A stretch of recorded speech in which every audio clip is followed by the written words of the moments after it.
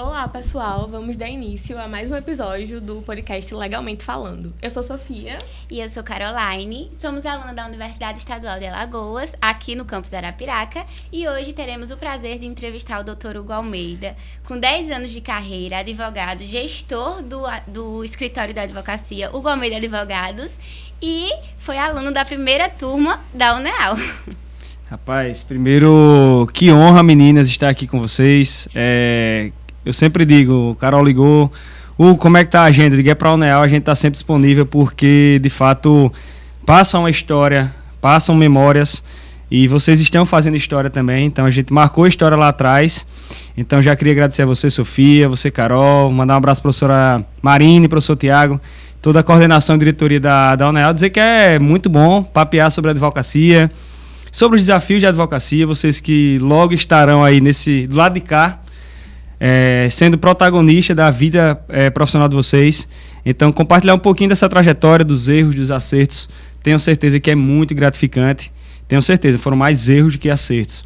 E aqui vai ser um bate-papo leve, sem juridiquês, numa linguagem que a gente possa auxiliar um pouquinho os colegas advogados, que serão advogados lá da UNEAL. Os concurseiros eu não posso ajudar tanto, eu brinco sempre. Meu último concurso foi a minha OAB, mas na advocacia a gente tem hoje 12 anos de 24 horas por dia de advocacia. Então, obrigado pelo convite, obrigado ao UNEAL. E estou aqui à disposição para o que vocês precisarem. A gente que agradece. O senhor já deu uma palestra lá na UNEAL, se eu não me engano foi no ano de 2022, na Semana de Direito. Isso. E naquele ano o senhor falou uma coisa que eu lembro bem claro, que era que a sua vontade, quando chegou já na UNEAL, na universidade, no curso de Direito, foi ser advogado. De onde surgiu esse sonho? Desde a adolescência, desde a infância? Como foi que aconteceu? Sofia, é bacana porque, assim, normalmente a gente entra na faculdade muito novo, né? Eu com 18 anos e um pouquinho, acredito que vocês também ali, 19. E, na verdade, a gente chega num momento de decisão de nossa vida, porque a gente passa... hoje eu brinco mais tempo advogando do que em casa com Yasmin, ou fazendo o meu tênis aí, que eu gosto muito. E a gente tem que fazer algo que a gente ame, né? E é difícil você, com 18 anos, chegar... Eu amo o direito, a advocacia, a medicina. Sinceramente falando, como aqui é para ser sincero, é muito difícil. Eu tive isso quando, no tempo de escola, tinha aquelas situações de levarem profissionais para médicos, advogados, professores de educação física, para as escolas. Na época eu lembro, era no São Francisco que eu estudava. E das diversas palestras teve um advogado que me marcou. Eu não lembro o nome dele mais, eu era criança ainda, mas o cara tinha um poder de eloquência ali que, dentre todos os profissionais que passaram, foi o que mais me marcou. E ele dizia uma coisa: eu transformo a vida de pessoas através do meu trabalho. E eu, lógico, no auge da minha imaturidade, sei lá, de 13, 14, 15 anos, eu não tinha noção, mas aquilo me marcou. Então, quando eu comecei a perceber que o advogado podia contribuir com as pessoas e ser remunerado por isso, de forma honesta, aquilo começou a me marcar, porque eu sempre gostei de estar com pessoas. Então eu brinco hoje, se você me desse um diploma aí para ser juiz, promotor, eu não iria, porque eu digo que a gente tem que ter um propósito de vida e, repito mais uma vez, vocês estarão trabalhando mais do que você vai estar com a sua família. Então tem que ser algo que seja gratificante e que todo dia seja o primeiro dia como se fosse o primeiro dia de trabalho. Então eu saio de casa com a mesma energia durante esses 12 anos, porque aquilo foi um propósito que surgiu lá atrás. Tem uma situação muito interessante que me fez ainda agarrar ainda mais a advocacia, que minha mãe faleceu aos 42 anos e meu irmão tinha 3 anos de idade. E meu irmão não ficou com a pensão por morte por conta de 2 contribuições que ficaram faltando ali. Então você começa a questionar o sistema, você começa a entender e compreender que a educação, inclusive a educação previdenciária, ela é fundamental para a sociedade e para o advogado que quer militar lá. Então talvez, se meu pai tivesse um pouco mais de esclarecimento em relação a isso, ele tivesse contribuído, ainda dava tempo de contribuir, mas a gente não sabe, a grande maioria das pessoas não sabe. Então, só respondendo a tua pergunta, essa paixão ela surgiu de um despertar lá atrás, ainda quando eu era criança, de um profissional à época que tinha um poder de persuasão absurdo Normalmente a gente tem a figura do advogado como sendo dom, isso não é dom, tá certo? Até os 15 anos eu mal saía de casa, era agarrado com minha mãe, então a gente vai desenvolvendo. Eu brinco que venda, comunicação é técnica, então todo mundo pode desenvolver. E eu queria até descobrir quem era esse professor que passou lá. Eu realmente não... Professor não, esse advogado. Eu não me recordo, mas eu lembro que tem. E ele foi um start ali, porque na minha família não tenho advogados. Então, assim, se você disser, normalmente a gente tem em casa, né? Olha, foi o despertar, é meu pai, é minha mãe. Não. Meu pai é agrônomo, minha mãe era dona de casa. Então, assim, não teve essa relação. E eu fui meio que o desbravador dentro da família, sendo o primeiro, assim, advogado para dizer, eu vivo da advocacia. Então... se a gente achar alguns pessoal de São Francisco, infelizmente já fechou aí, mas se achar algum registro desse colega advogado, eu vou querer tirar uma foto com ele, porque ele também participou, e a gente precisa entender que existem pessoas que, direto ou indiretamente, auxiliam a nossa vida, e Deus coloca essas pessoas para mudar o nosso rumo, né? Então, foi ele lá atrás, e eu entrei, de fato, na UNEL dizendo, eu vou ser advogado, em que pese... eu lembro hoje na mente muita gente dizendo que eu ia ser porta de cadeia, que eu ia morrer de fome, que a advocacia não tem futuro. Da minha turma, acredito que só eu fui advogado de cara. Então, o Tiago depois iniciou a advocacia, mas também queria docência. Mariana Amaral hoje é juíza lá em Goiás. A gente tinha Pacheco, que era o 01 da turma, foi o 01 da primeira turma de Direito, Antônio Pacheco, mandar um abraço para ele. É analista do MP. Doutora Lilian é advogada também, hoje é pró-reitora da UNEAL. Professora da UNEL também. Então, assim, a advocacia raiz, eu fui meio que um desbravador lá. Comecei com o professor Gilson, que também era da primeira turma, lá em Giral.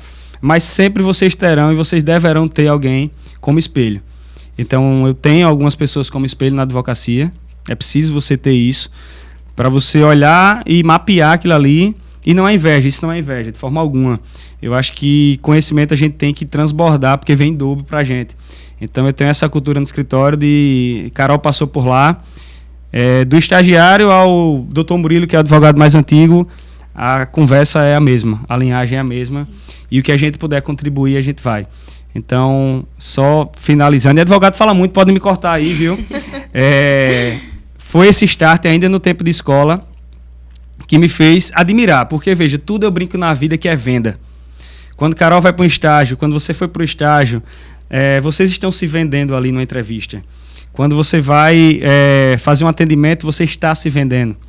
Então, nesse ponto lá atrás, o advogado se vendeu melhor do que o médico, se vendeu melhor do que o professor de educação física. E aquilo me marcou, né? Então, eu digo, eu quero ser esse cara. Então, queria agradecer a ele, não sei quem é, mas enfim...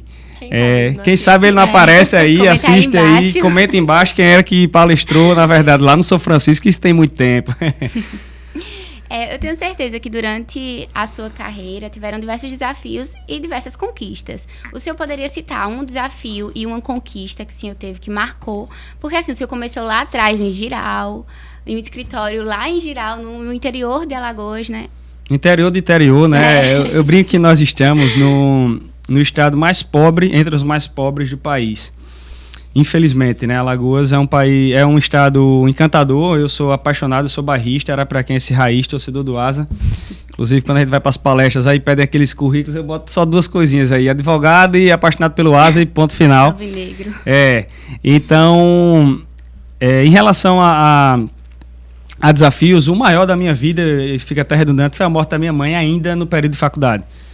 Isso para mim foi o divisor de águas ali, e eu brinquei. A partir dali, eu me questionei até minha fé, então peço perdão a Deus sempre por isso, porque como uma mulher com 42 anos, no auge, estou com 36, estou quase na idade dela, que compartilhou comigo aquele sonho, né? Porque muitas pessoas próximas a você não acreditam no seu potencial, até porque eu nunca fui, eu brinco sempre, vocês que são alunos aí, da minha turma eu era talvez o 37º ali, nunca perdi uma matéria, mas eu tinha claramente um objetivo que era ser advogado, então você precisa desenvolver outras habilidades, a parte técnica ela é fundamental, então a única final que eu fui foi do professor Malvadeza, eu acho que ele faleceu, que era de Sociologia. A gente terminava, ia para sala de letras até 10, 11 da noite, meia-noite. Mas eu tive esse momento como um divisor de águas. Foi muito difícil. Os professores me ajudaram bastante, que eu queria parar. não dá para mim mais, porque ela era o principal alicerce. Professor Júlio, todos os professores de fato entenderam ali o momento e a gente conseguiu superar. Então ali para mim foi um momento mais difícil. Eu digo, agora é por ela, agora é pelos meus e agora a gente vai tentar deixar um legado, né? Eu acho que isso é muito importante, o dinheiro é importante, sempre me perguntam isso. Qual a relação do direito, da advocacia com a situação de ganhar grana mesmo, gente? Eu acho que todo mundo precisa, a gente infelizmente ou felizmente vive numa sociedade capitalista e ninguém vive de filantropia. A advocacia ela precisa ser justa, cada um tem a sua precificação, mas todo advogado precisa ganhar dinheiro. Então aquele momento ali foi muito importante, eu precisei estagiar para auxiliar nas despesas ali não que a gente passou por necessidade, não, isso aí a gente nunca passou, meu pai sempre me deu estudo, mas enfim, foi um momento ali, Carol, de muita dificuldade que a gente superou, consegui superar. E a outra foi em relação a uma conquista. Na verdade, a conquista do primeiro cliente, ela é uma conquista marcante. E ainda hoje eu tenho essa petição, tá certo, do primeiro cliente, porque a gente sabe que é muito difícil começar. Se eu disser a você que é um conto de fadas, eu tô mentindo, né? Como também o concurso não é fácil. Você vai ter um período ali de gradativo de evolução. Então, foram 2 períodos. A aprovação na OAB também foi algo que, como eu queria muito, né? Para alguns, a aprovação da OAB é mais uma prova que foi conquistada ali. Não, para mim era a prova. Como eu disse, em 12 anos é o único concurso que eu fiz. Então, às vezes o pessoal chega nas entrevistas de estágio, não, o que eu quero concurso. Eu digo, rapaz, aqui eu não consigo lhe ajudar. Porque realmente eu não sei nem o que é mais CESP, não sei se é FCC, não sei. Mas o primeiro cliente, que foi lá de Giral, ele foi muito marcante. Inclusive, eu vou participar de uma live na próxima semana com o Dr. Anderson, que foi o primeiro juiz que fez a minha primeira audiência. Dr. Anderson Passos, que para mim foi um professor. Já queria deixar um abraço para ele aí, hoje se tornou um amigo. E foi um cara que, se toda a advocacia tivesse um Dr. Anderson, que tem vários outros Dr. Andersons, aqui, por exemplo, o Tribunal de Alagoas, eu acho que muita gente ia para a advocacia, porque se tinha aquela sensibilidade do nervosismo, às vezes vocês estavam aqui, mas eu estou nervoso numa entrevista dessa. E você diante de um juiz, de um promotor, no seu primeiro processo, é pau, gente. Se eu disser que não é, então, primeiro processo, eu acho que era Dona Maria Cícera, eu lembro como hoje, era um processo cível de negativação indevida e a primeira audiência foi com o Dr. Anderson. Então, esse momento para mim é muito marcante. Tanto a aprovação da OAB quanto a minha primeira cliente. Eu também, Dona Cícera, se você estiver aí, eu quero tirar uma foto contigo. Tem uma também que foi uma das 5 primeiras, que é a Dona Isná, e ela voltou ao escritório agora, depois de 10 anos. A gente conseguiu o benefício dela 9 anos atrás, 10, a INSS cortou, e a gente está agora nessa luta para conquistar a aposentadoria dela. Então, são esses momentos que marcam, é por isso que eu digo, a advocacia ela é marcante, não existe mesmice na advocacia, não estou puxando sardinha para a advocacia não, mas não existe um dia igual ao outro. Isso é impossível. E, enfim, esse primeiro cliente, eu tenho certeza que vou puxar vocês para a advocacia, vocês não irão esquecer, porque você transformou a vida da pessoa e ela passou a transformar a minha vida a partir dali, porque eu senti que era possível. Então, você precisa materializar isso. Então, eu tenho algumas coisas tenho a prova da OAB guardada, ainda era processo físico, eu tenho essa petição guardada. Eu gosto de guardar essas memórias, porque no fundo o que vai ficar é isso. E nessa questão desses primeiros clientes para os clientes de agora, o senhor ainda sente os mesmos sentimentos quando transforma a vida de pessoas agora? Como foi essa evolução? É o mesmo friozinho na barriga? Muda? Como que é? Pergunta boa, Sofia, porque assim, a partir do momento que a gente perdeu o frio na barriga, você tem que mudar de profissão. Eu defendo isso. Isso é como jogador, quando pergunta ao Neymar, quando pergunta essa galera, você sente o frio na barriga numa decisão de Libertadores ou de uma Copa do Mundo? Se você não sentir aquilo ali, você pode se aposentar ou fazer outra coisa. Então, são sentimentos diferentes, cada cliente tem uma história por trás ali. Então, nós atuamos no escritório com 3 áreas, bem diversificadas. A gente atende do previdenciário, que hoje é a nossa maior carteira, que vai transformar a vida ali, é um sonho daquela pessoa, ela trabalhou a vida toda para conseguir aquela aposentadoria, aquele aposento, como eles chamam. A gente tem a parte empresarial, que a gente atende dores dos empresários, que já é um outro tipo de dor. E a gente atende também a parte civil, né? Essa parte de família, essa parte de inventário. Então, o advogado nada mais é do que um solucionador de dores. Então, você precisa entender ali que aquele friozinho, ele faz parte. Ele precisa fazer parte da sua rotina. Então, por quê? A vida está depositada na sua mão. Então, existe uma responsabilidade, como eu brinco, social e profissional absurda nisso. Então, o pessoal sabe no escritório, Carol sabe, que a gente tem uma cobrança saudável e dizer que todo processo cuide como se fosse o processo da sua mãe. Então, lá eu brinco, todo processo é batizado como Dona Sônia Almeida. Então, por quê? O processo da sua mãe, você vai cuidar. Eu cuidaria dessa pensão dela, eu cuidaria da saúde dela de novo 1000 vezes. Então, por que não cuidar de todos os processos que estão lá? Por isso que hoje a gente já está com uma equipe de 12 pessoas. Para quê? Porque eu sozinho não vou conseguir. É impossível. Até poderia estar faturando mais, mas com a qualidade menor e sem atender essa expectativa do cliente. É algo que a gente preza muito por isso lá na cultura do escritório. A gente tem uma cultura muito forte. E quem não se adequa, eu brinco, gente. Passa no RH, entrega e tchau, tá tudo certo. Aqui, para estar aqui, tem que estar adequado com esses princípios de atender de forma humana. A gente até criou agora o almoço, né? Que é um almoço, HA de almoço, uma vez ao mês. A gente foi agora, semana passada, visitar um cliente que foi aposentado ou recebeu algum benefício. Então, nós fomos, mês passado, para Limoeiro. Uma cliente tem uma visão monocular, ela desenvolveu um câncer, ela perdeu um olho, e o INSS cortou e a gente foi lá, foi uma festa absurda, eu gosto de interior, a gente levou todo mundo do escritório, enfim, fez aquela farofada, e isso a gente jamais vai permitir, até quando eu brinco, quando eu partir dessa para outra, o escritório vai ter que seguir, quem for tocar vai ter que tocar com essa visão, porque se a gente perder a nossa essência, começa a não fazer mais sentido. Quando a gente começa a colocar o dinheiro à frente dos nossos princípios, também não vai fazer sentido. Dinheiro, como eu disse, é bom, mas tem que ser uma consequência. Então, a gente tem alguns problemas, sim, como em todas as áreas tem, em relação a essa situação de valores e tudo mais, mas lá a regra é muito clara. Então, a gente não permite que seja cobrado 1 centavo a mais do que foi pactuado. Mas também eu não aceito 1 centavo a menos. Eu acho que o que é pactuado não sai caro. Então, cada profissional tem seu preço, tem o seu valor. O exemplo que eu dou, já entrando no outro ponto, que é uma objeção que você tem em relação a preço. Rapaz, mas advogado é caro, fulano é barato, não sei o quê, bababá. E eu rompi o ligamento do joelho e fui para alguns médicos. E aí encontrei consulta de 150, 250, 300, até que eu bati no Dr. Sérgio Canuto, lá em Maceió, que participou da cirurgia de Neymar, e a consulta é quase R$1.000. É o mesmo ortopedista, é a mesma especialidade em joelho. E por que ele pode cobrar R$1.000 e eu paguei R$1.000? Então, existe por trás disso tudo, além da parte técnica, muito mais situações. Então, cada profissional ele vai ter o seu preço e o seu valor. Por isso que, como eu digo, a parte técnica ela é fundamental, tá certo? Mas existem outras características que quem quer advogar, quem nos ouve aí, a galera da UNEAL, vocês precisaram desenvolver. Vocês já estão à frente. Vocês estão aqui dando a cara a tapa para se posicionar, desenvolver a oratória, desenvolver a organização aí, vocês mandaram material de forma antecipada, vocês estão, de fato, desenvolvendo projetos, então depois muitos outros vão só reclamar.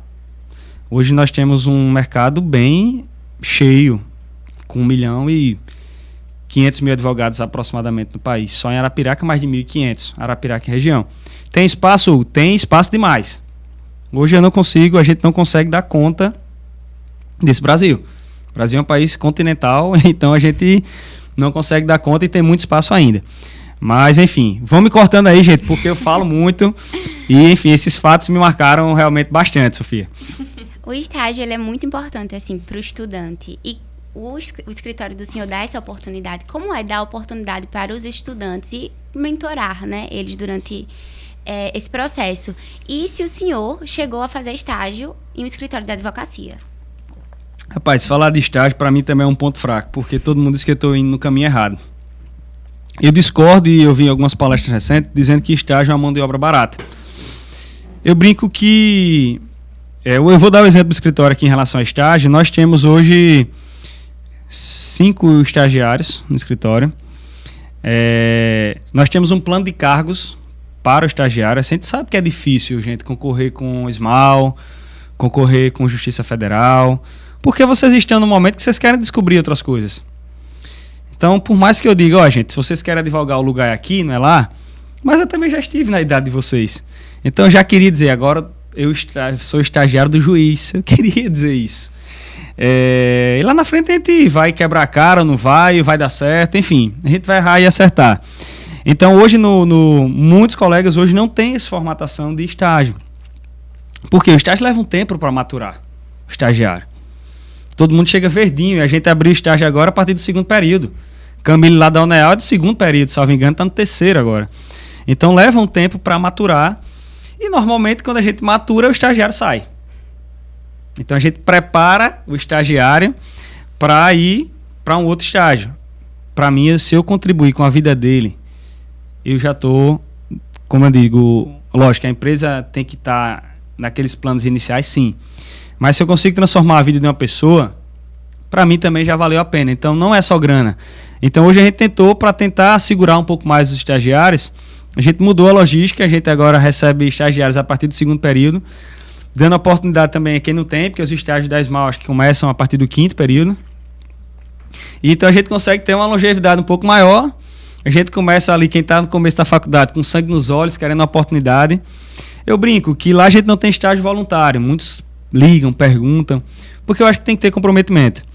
Então, independente do valor, a gente tem uma bolsa inicial que ela vai progredindo. Existem 3 progressões. Tem o estagiário júnior, quando ele entra, ele recebe uma bolsa inicial. Depois de um ano, ele passa por avaliação, não é só o critério tempo. Ele precisa progredir, precisa amadurecer, evoluir. Inclusive, para poder começar agora a protocolar. Ele só tem acesso ao token quando ele tem 1 ano de estágio.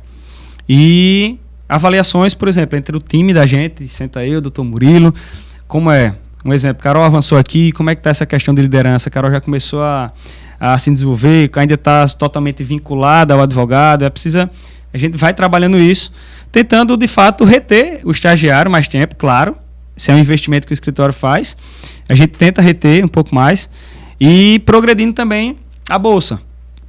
A nossa ideia é que a gente chegue a equiparar a bolsa da Justiça Federal e da Justiça Estadual. A gente já está próximo a isso, está bem próximo. E hoje no escritório, o nosso setor jurídico do PREV está com a liderança de 2 ex-estagiários, 2 ex-estagiárias que são, inclusive, foram alunas da UNEAL, que é a Dani e a Naíle. E Emily, que hoje tem uma função muito importante, já progrediu, já tem mais de 1 ano de estágio, que está agora na controladoria do setor. E eu brinco, ela só não está aos 2 horários, porque a UNEAL, já vou deixar aqui uma reivindicação, para que a gente mude para o noturno, porque dá uma quebra, principalmente para essa parte do estágio. E se não fosse isso, Camille já estaria os 2 horários, trabalhando mesmo, seria talvez a sua primeira carteira assinada ali, lógico, com flexibilidade para estudar, a gente tem sempre essa flexibilidade, e assim também com os outros, com os demais. Então o estágio é fundamental. Quem quer advogar, gente, tem que estar dentro do escritório, não adianta. A faculdade, ela vai dar a parte doutrinária, a parte que é necessária ali de base para vocês, mas o dia a dia, ralar a fivela de cinta antigamente no balcão, que hoje não tem mais, no escritório.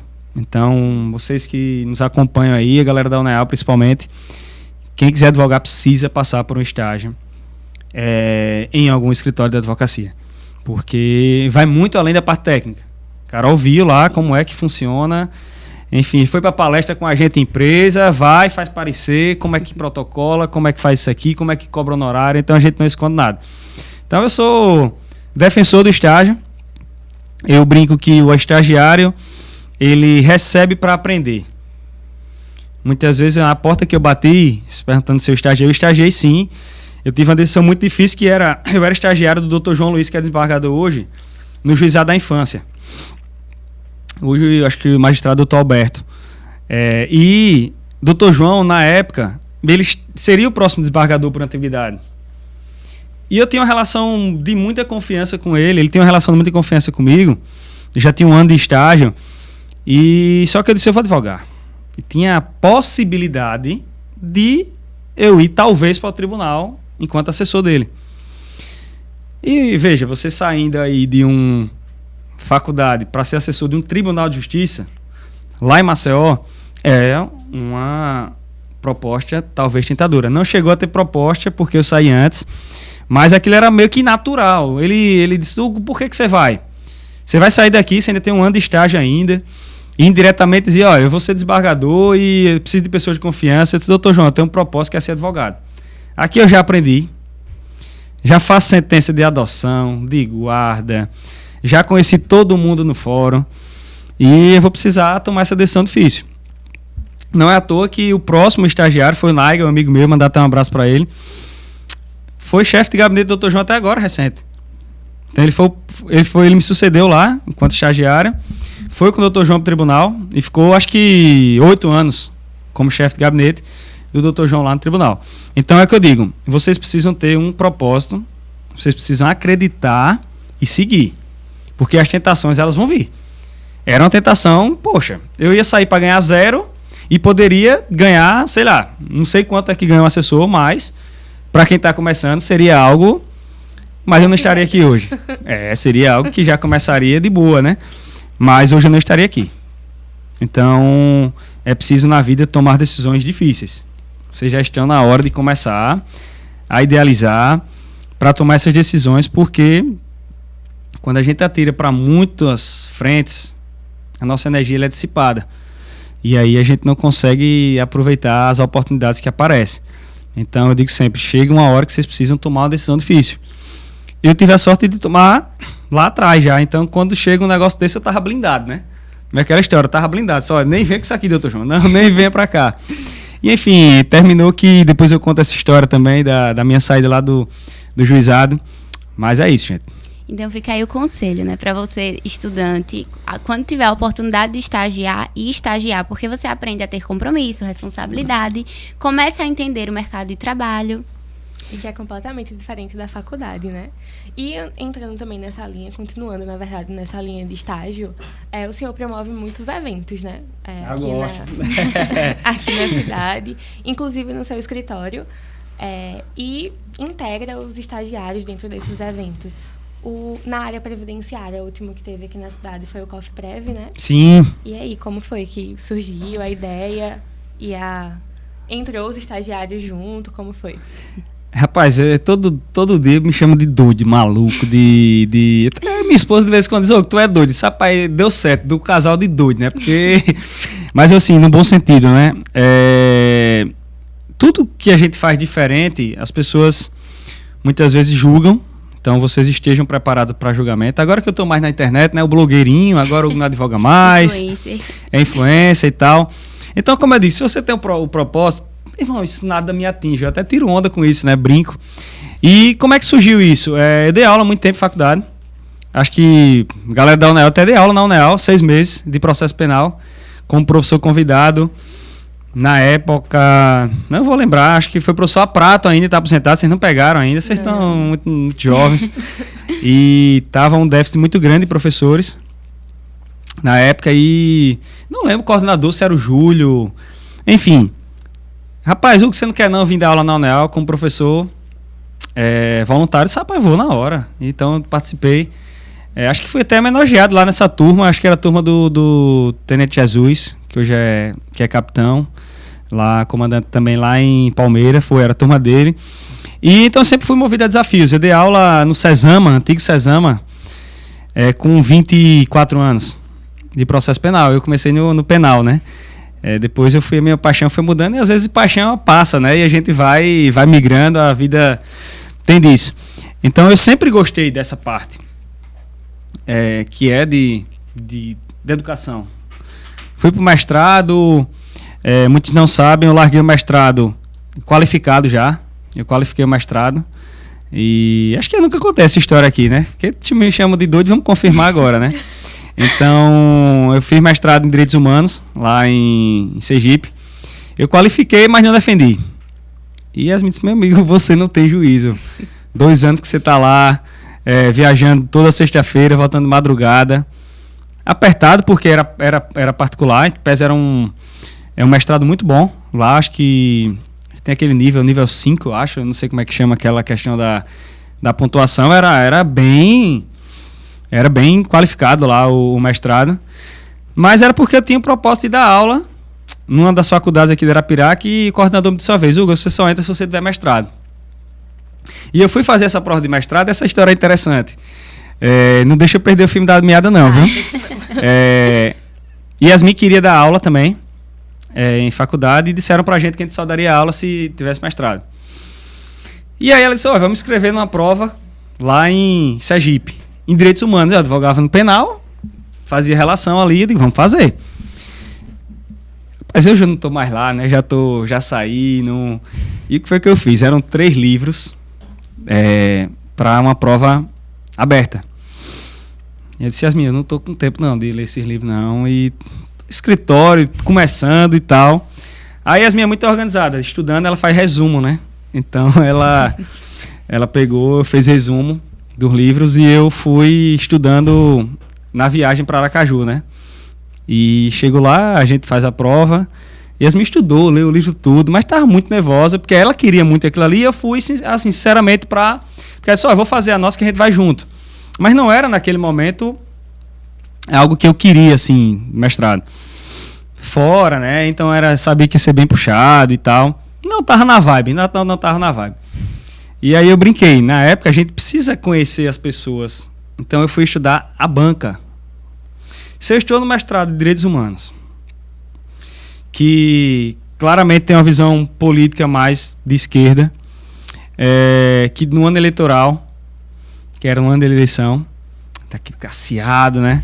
E eu brinquei com o Yasmin, disse: Yasmin, eu vou botar na prova, eu vou fazer algum gancho para falar do Lula, que ele recebeu o título de cidadão honoris causa pela UNEAL, e tu vai ver se eu não vou passar. E Yasmin disse: esse bicho é doido, meu irmão. Enfim, eu consegui fazer um link com essa situação. Sai a nota, eu tirei 9 e Yasmin foi reprovada. Então, foi e agora? Eu não tinha projeto, não tinha nada. O professor Tiago até me ajudou na época. Tiago fez mestrado lá, na UNIT. O mestrado de Tiago é lá. E, enfim, é preciso ter estratégia na vida também. Então, às vezes, não é só o conteúdo técnico que vai te levar a outros lugares. Terminou que eu tirei uma das maiores notas nessa primeira fase. Eu conseguia... Então, na advocacia, o estudo de mundo, ele é muito importante. Se você ficar bitolado só ali, ao juridiquês, dificilmente, sinceramente, você vai ter êxito na advocacia.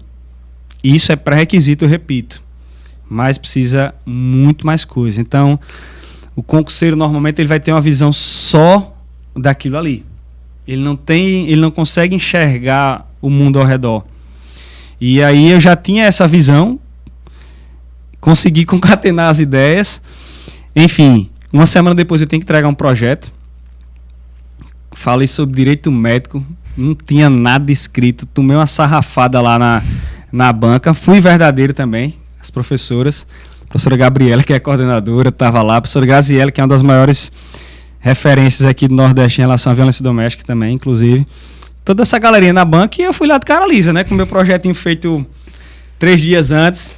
Tava uma porcaria, não vou mentir. E eles me passaram com 6. Passaram literalmente e rasgaram aqui meu projeto. Só que você vai fazer um outro projeto. E, enfim. Então tem essa história que dá um podcast só a história do mestrado. Mas, volta a pergunta que eu até já esqueci, que foi que eu bati aí. Os eventos. Os eventos. Essa então, ideia de fazer eventos e envolver os estagiários junto. Eu sempre gostei de educação. Só que com essa decisão de parar o mestrado, isso não é o que eu quero, não é aula em faculdade. Não é. O que eu quero é ajudar advogados. É o que eu sei fazer, gente. Hoje as pessoas tecnicamente são melhores do que eu lá. E eu só entro melhor do que eu lá, tecnicamente. Então, a galera tecnicamente está voando. A gente incentiva. Eu brinquei, ele quer escrever um livro, eu disse: eu vou bancar a sua publicação. Pode escrever artigo agora para você publicar aí, a gente vai bancar. Eduardo, quem for. Então, eu sempre gostei da educação. E eu digo: peraí, eu tenho que fazer alguma coisa do que eu sei fazer. É gerir escritório, liderar um time. escolher a peça certa ali para determinada função. E o COFPREV surgiu assim. Então, muitas amizades que eu tenho, tinha uma galera do INSS, a doutora Camila Sadoc, que já esteve aqui comigo também, que é educadora previdenciária, disse, rapaz, Tiago Gomes também, que é da UNEAL, também do INSS. Eu disse, rapaz, eu vou fazer comecei as lives e lancei um desafio, estava numa live com o superintendente do INSS, a doutora Camila e o doutor Tiago. E eu disse, os 10 primeiros agora, que mandaram direct, eu acho que foi assim, eu vou fazer um momento de graça com 10 advogados. Oxe, bombou, não foi 5 minutos, aí 10 fecha. E aí a gente fez o primeiro COFPREV, que é uma academia que pega desde como conquistar o primeiro cliente, aí entra essa parte. Eu não vou falar nada de prévio lá, eu falo de como prospectar no offline, que é o corpo a corpo, e também no digital. Eu vou falar como gerir o primeiro estagiário, a gente tem que falar de uma realidade também de quem está começando. Eu vou falar de sistemas, eu vou falar de estratégias. No momento lá, Tiago falou sobre autodeclaração de segurado especial rural.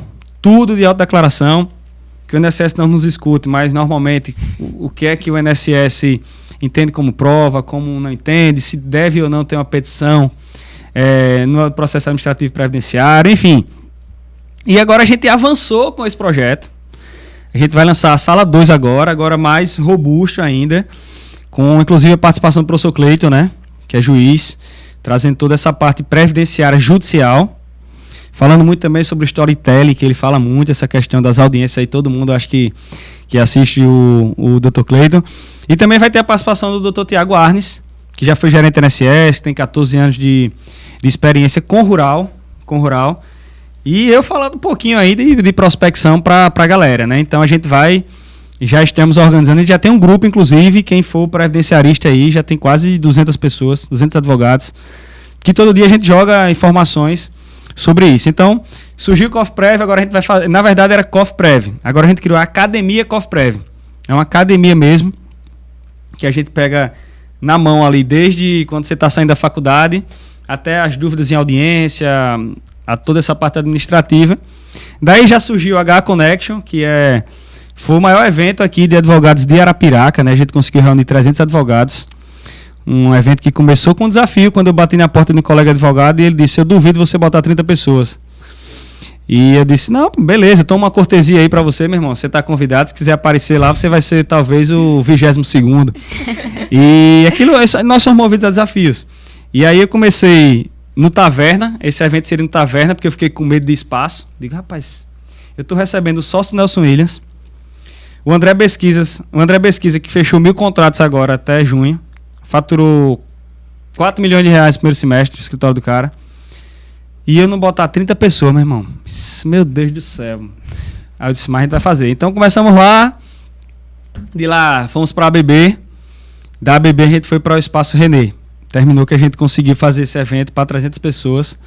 Foi uma loucura, não me pergunto como foi que isso aconteceu, só sei que aconteceu. E a gente vai fazer o próximo agora, ano que vem, o H Connection 2. O professor Cleiton já está escalado também. Vai ser um dos primeiros eventos dele aqui propriamente em Arapiraca. Então já no primeiro semestre agora a gente vai fazer, já numa logística toda diferente. Você sabe que a gente é doido mesmo, então a gente quer fazer isso. E os projetos não param, né? Então, hoje, isso aí eu gosto muito disso. Gosto mais, é o que eu gosto de organizar, estruturar. E já quero vocês e os estagiários participam ativamente. Então, agora a gente teve, inclusive, um curso de Lei Geral de Proteção de Dados numa empresa e Camille participou ativamente. É estagiário do segundo período. Então, a gente integra, assim, o estagiário. Ele não é só mão de obra barata, como muitos dizem aí. Até no H Connection eu ouvi isso. A gente tem estagiário que é mão de obra barata. Eu não concordo com isso. Enfim, o estagiário está sempre conosco. Esses dias eu levei a Emily. Não sei se é da turma de vocês, não. Acho que não. Não, ela está no 5º. Está no 5º período. Emily foi atender comigo em São Sebastião. Quem fez o pré-atendimento foi ela. Então eu preciso treinar essa galera, gente. Se eu quero crescer, se o escritório quer crescer, eu preciso de pessoas treinadas. E o dia a dia que ensina. Então, dica para quem é advogado também. O pessoal tem muito isso, mas essa tarefa eu faria em 1 minuto. Para eu ensinar o estagiário, eu vou levar meia hora. Gente, quantas tarefas não tem dentro do escritório E não é melhor você parar ali 20, 30 minutos e explicar, e ele vai conseguir replicar isso do que você está toda hora fazendo. Então, o grande problema dos gestores é a centralização. A dificuldade em delegar. Delegar é diferente de delargar. Delargar é chegar para você, toma um mandado de segurança, como aconteceu comigo no meu primeiro estágio. Você tem até meio-dia para entregar um mandado de segurança para liberação de um fumo lá no estado da Paraíba. Isso é delargar. Mas eu te peguei e fiz. Se você puder delegar, sentar aqui, tem essa jurisprudência aqui, que não pode estar apreendida a mercadoria, não tem nada tributário, mas está apreendida de forma ilegal essa mercadoria. Então, o estagiário com a gente, ele está lá passo a passo todos os dias. Aproveitando o gancho, o que é que o senhor considera como crucial, analisando o mercado atualmente, para quem está começando? Rapaz, hoje, diferentemente de quando eu iniciei lá atrás, hoje a gente tem um digital muito forte. A gente fala, o Google está aí disponível, o Meta, com várias redes sociais. E sem vedação de OAB, que fique claro, hoje existe uma resolução ativa, salvo engano 205, que menciona que nós podemos fazer tráfego pago. Então, na minha época a venda era única exclusivamente e não tinha nem... Estava começando o Orkut ainda, não é do tempo de vocês não. 12 anos atrás não se tinha isso.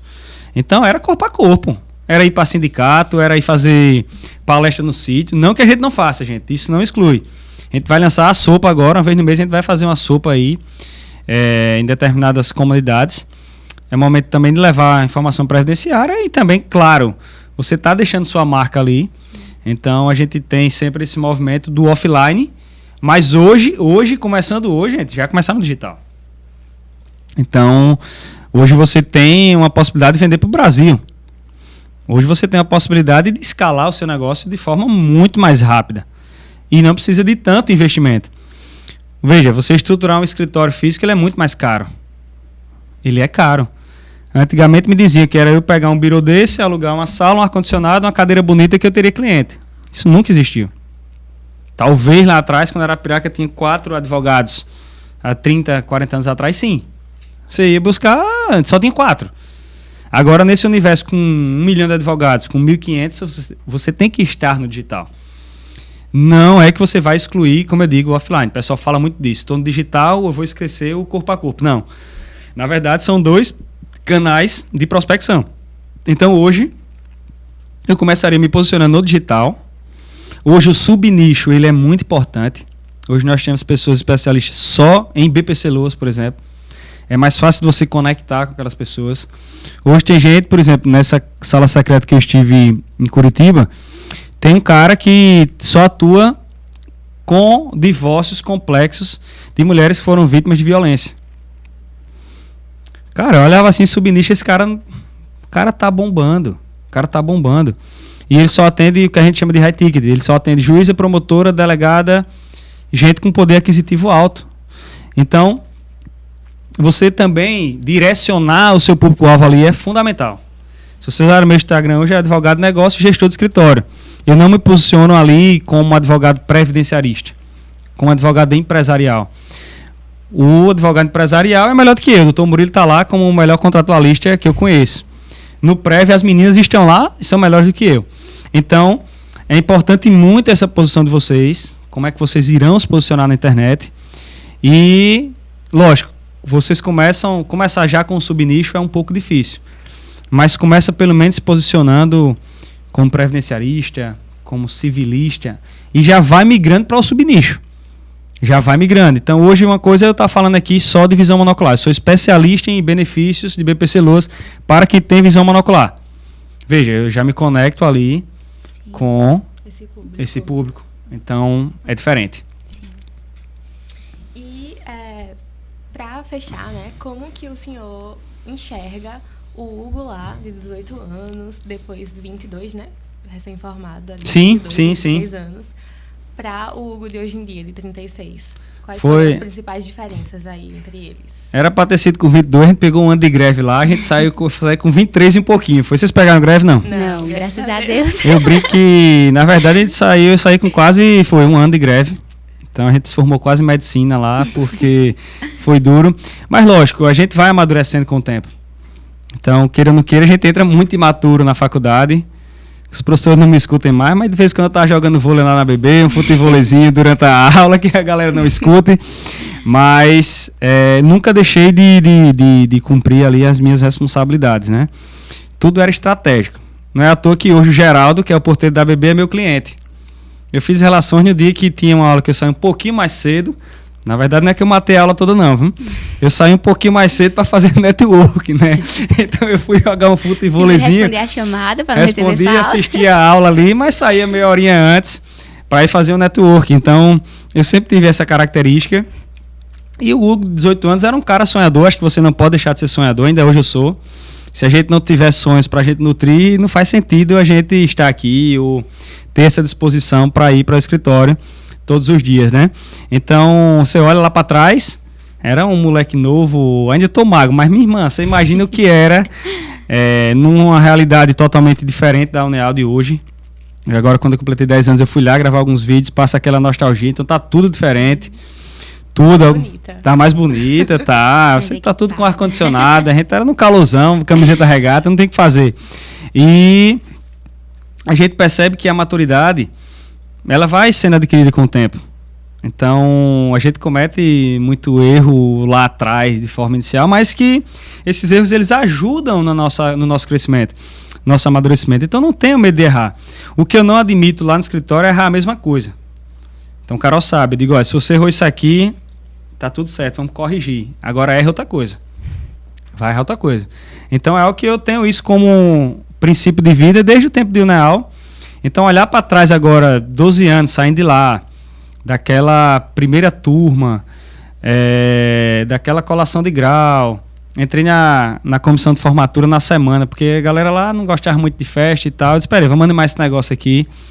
Enfim, fizemos uma farra da fera com Borba de Paula, com umas 3 bandas no Oasis. Então fica a nostalgia disso aí, de você ter passado por lá. Eu lembro do dia do resultado vestibular, claramente está na minha mente ainda.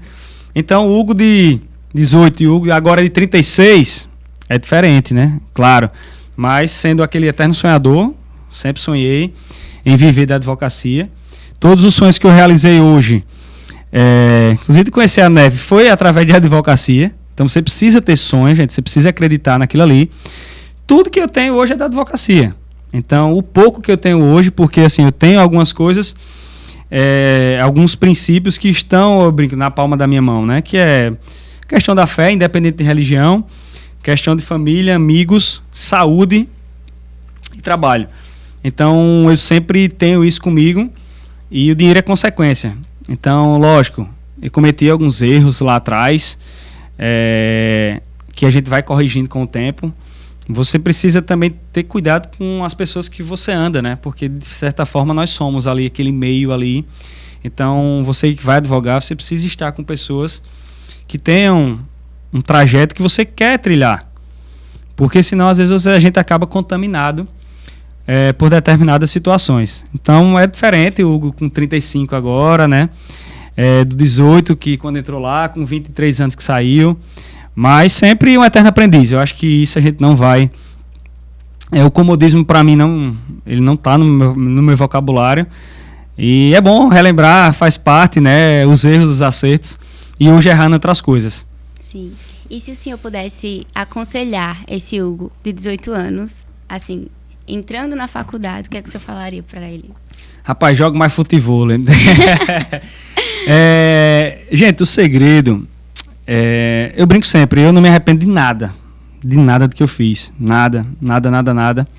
Só ter aproveitado um pouco mais com minha mãe, de fato, né? Porque muitas vezes a gente acaba se culpando depois, por que eu não fiz aquilo, por que eu não deixei de matar meia hora de aula para estar com ela. Mas, gente, isso não... A gente fez o nosso melhor. A gente não pode estar se culpando por isso. Mas, sinceramente, o que eu faria, eu teria feito ainda mais network. Fiz muito, inclusive na Uneal. Fui estagiário da Prograde, vocês nem sabem que é uma pró-reitoria de graduação. Fui estagiário de lá. Conheci todo mundo, desde o Pedão, que era o porteiro, ao reitor, que era o professor Dácio. Ia tomar café lá com o reitor Dácio. Então, para quem quer advogar, estuda, divide um cronograma de network, claro. E não é um network, não é um network simplesmente de querer tirar proveito sem dar nada em troca. Então, por exemplo, o tênis é importante para fazer network entre empresário. Cara, se o cara perceber que você está ali simplesmente por interesse, não gera conexão. Sim. Então tem que ser algo também que faça sentido para você. Eu sempre gostei de tênis. Assisto tênis há muito tempo. Então, lógico, é um ambiente para você fazer network? Claro que é. Claro que é. Mas ele também é um ambiente que me faz bem. Então termina que você une o útil ao agradável. Então, no futevôlei, você vai fazer network com o empresário? Muito difícil. Muito difícil. Não é. O seu cliente normalmente não está ali. Hugo, você vai fazer network para o previdenciário no tênis? Não vai fazer. Mas eu tenho minhas peladas também. Eita, quase que eu derrubo aqui, meu irmão. Quebrando tudo. Eu tenho minhas... Enquanto eu não rompi o ligamento do joelho, eu tinha minhas peladas lá no meu bairro. Eu moro no bairro ainda periférico, do bairro Guaribas, aqui em Arapiraca, que não é nem asfaltado. Então... Andei de bicicleta a minha vida toda ali, não deixe de fazer isso. Pegar minha cachorrinha Meg e anda ali no bairro de forma muito tranquila. Então, aquela galera que jogava bola comigo lá no campo da Casal, ainda faço isso hoje. Então, e não é por interesse, gente. Não é por interesse, mas você tem que estar onde os seus clientes também estão. Eu brinco sempre, se posicione. Se você está numa assembleia de condomínio, se posiciona, sou advogado, eu posso contribuir com isso aqui. Se no seu bairro ninguém sabe que você é advogado, você vai quebrar. Hoje todo mundo nas Guaribas sabe que eu sou advogado. Tem dia que eu boto o terno, só chego lá no mercadinho para comprar uma água. Gente, a gente precisa se posicionar. No digital, acho que todo mundo sabe que eu sou advogado, que pese digam que eu não sou mais advogado, né? Hoje, de fato, eu tenho advogados melhores que eu. Então, eu tenho que hoje ser mais psicólogo do que advogado. Mais gestor do que advogado. Hoje são 12 cabecinhas, com 12 mundos ali plantados, com 12 sonhos, com problemas diários que eu tenho que deixar todo dia motivado. Então, a nossa cultura é que todo dia esteja aqui como se fosse o primeiro dia do seu trabalho. Como é que a gente chega no primeiro dia de estágio? Como é que a gente chega no primeiro dia de trabalho? Então, essa é um desafio. Então, esteja sempre conectado, vocês estão se conectando, vocês estão participando de movimentos e a gente não pode parar. Então, a advocacia não tem como parar como qualquer outra tarefa que você vá desenvolver.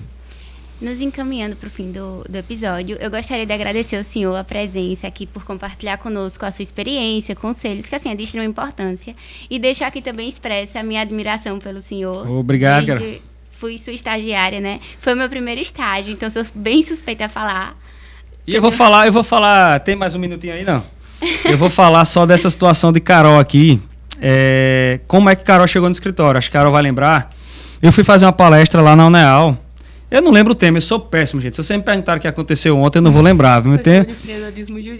Eu acho que isso é bom e é ruim, viu? Porque a minha memória ela é péssima para isso. Eu nunca esqueço das fisionomias. Nome, vocês vão observar que eu chamo todo mundo de doutor, viu? Porque eu não lembro o nome de ninguém. Mas eu fiz a palestra, a gente participou dessa palestra lá, e acho que a doutora Camila estava também, Sadoc, eu acho. Foi os 10 anos, né? 10 anos, foi. O Paulo, que é delegado. Isso. Tudo concurseiro, ó. Só eu lá de advogado. Lembra, era o Paulo, que é delegado de Sergipe, era da minha turma, famoso de seca, o apelido dele é de secador. Aqui eu digo tudo, né? Ele trabalhava no IML. Doutora Camila, que é do INSS. E aí, acabou a palestra, recebo um direct. Doutor Hugo, eu sou Caroline. Disse, rapaz, é um nome chique, ó. Sou Caroline, aqui estava na palestra. E eu queria muito ter uma oportunidade de estagiar no escritório de advocacia. Acho que foi meio assim, sei que não tem vaga aberta agora, mas eu estou à disposição. E eu disse, apareça aqui amanhã. Acho que foi assim. E eu disse, vem aqui amanhã. Aí eu até mostrei para Murilo na hora, disse, só aqui, ó. Não tem vaga aberta, mas vai surgir uma vaga agora. E foi assim que Carol chegou no escritório. Então a gente precisa superar algumas barreiras. Não tinha nenhuma vaga aberta de estágio. Então, aquilo ali mostrou que ela quer. Então, lá no escritório é um pré-requisito. Eu só quero aqui quem quer. Se for um cara só técnico que não queira, aqui não é o lugar para ele. Então, Carol chegou assim lá, no escritório, porque mandou uma mensagem depois de uma palestra. Vários talvez quisessem mandar a mensagem e não tiveram a coragem ou acharam que eu não ia responder. É como eu estava conversando com o Cleide semana passada, e ele dizendo, a galera acha que eu não respondo. Realmente hoje eu não consigo responder a todo mundo. O cara tá com 1,5 milhão de seguidores e eu ainda tenho 5 mil, dá pra responder todo mundo. Quem mandar, inclusive segue lá, né, Carol? Deixa o meu arroba aí, mas Carol chegou assim. Então, eu cheguei no meu primeiro estágio assim. Doutor fulano, rapaz, eu sou estagiário da Esmal, mas eu quero estagiar. Ele disse, rapaz, tem vaga não, velho. Tem estágio voluntário, mas se tiver eu vou. Ele disse, olha, vamos começar voluntário, depois eu começar a te remunerar. Então, já gerou uma conexão. Tudo na vida são conexões, gente. Então, passou um filme na hora. Poxa, se eu fechar essa porta pra Carol, e eu tive várias outras portas fechadas antes, e a gente vai ter mais portas fechadas do que porta aberta, isso é natural. Isso é como na venda. A gente hoje, no digital, a gente atende 20 pessoas para fechar um. Então, tem que ter uma mentalidade forte para isso. Mas aquilo me conectou, porque eu estive na pele dela. Eu só quero uma oportunidade. Deixa eu tentar mostrar aqui que eu tenho potencial. Então, Carol chegou assim no escritório, então eu sou suspeito em falar, por mais que muitos gurus aí me digam que eu tenho que acabar com o estágio, nesses cursos que a gente faz fora, em Curitiba, em São Paulo, eu não vou acabar, né? Porque eu entendo que, olha lá, todo mundo voltou lá para o escritório agora, mais madura, Dani voltou madura, Danaíl voltou mais madura, até porque a responsabilidade é outra, a cobrança é outra agora vocês são advogadas. O momento de errar já aconteceu lá atrás, agora é outra função, vocês vão errar, mas errar talvez na estratégia de audiência, talvez na estratégia de fechamento. Então é assim que a gente vai tocando e graças a Deus tem dado certo, né? Eu lembro no final da palestra que eu e a Sofia ficou comentando, porque assim... Você e quem? Eu e Sofia. Ah, sim. Que a gente nunca tinha escutado alguém falar sobre a advocacia com tanto entusiasmo. Foi algo que a gente ficou assim, admirando muito. Aí eu lembro que Sofia já estava estagiando, ela começou a estagiar no 2º período. Aí eu falei, não, se eu for aprender a advogar, tem que ser em um lugar que a pessoa ame muito aquilo. Sim. E o senhor passa muito isso.